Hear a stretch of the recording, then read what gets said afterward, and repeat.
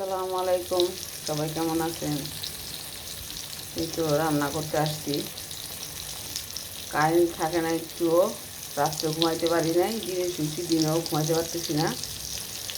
কারণ আসতেছে, খুব হলে 5 মিনিট থাকে, তারপর চলে যাচ্ছে। জায়গা রান্নাও দেরি হয়ে গেলো। আমি একা মানুষই, সমস্যা নাই।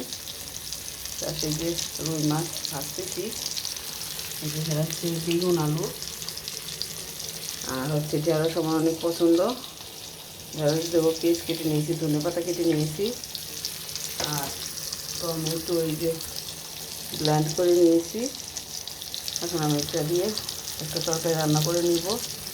এই যে আমার ভাত হয়ে গেছে, এটা হলেই আমার রান্না শেষ হবে। আমার কাজ আছে, অনেক কাজ, আমি এখন সব কিছু গোছাতে পারি না, গোছাতে হবে। আচ্ছা ঠিক আছে, তাহলে থাকেন, পরে আবার দেখাবো। মশলা কষানো হয়ে গেছে, এখন আমি এখানে আলু বেগুন দিয়ে দেবো।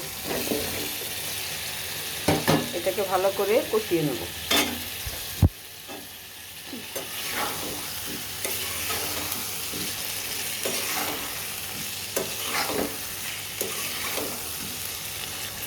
মরিচের কালারটা অনেক সুন্দর।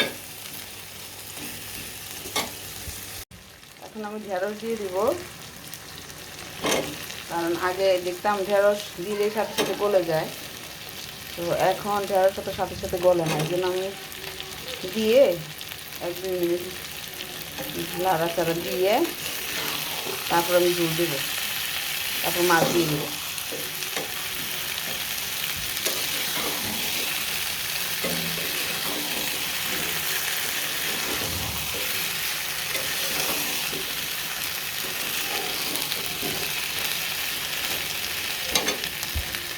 এখন আমি গরম পানি দিয়ে দেবো।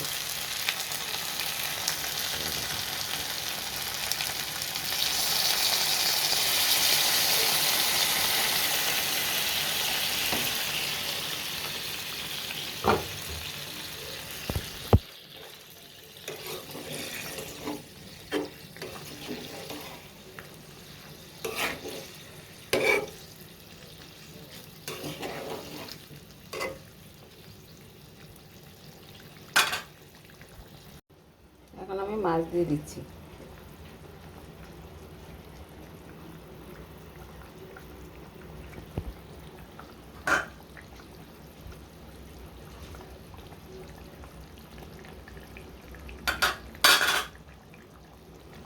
আমি একা মানুষ, তো এইগুলো আমার জন্য বেশি, সম্ভবত 2 দিন চলে যাবে।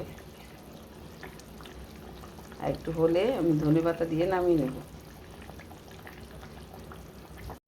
তরকারি হয়ে গেছে, এখন আমি যে ধনেপাতা দিয়ে দেবো।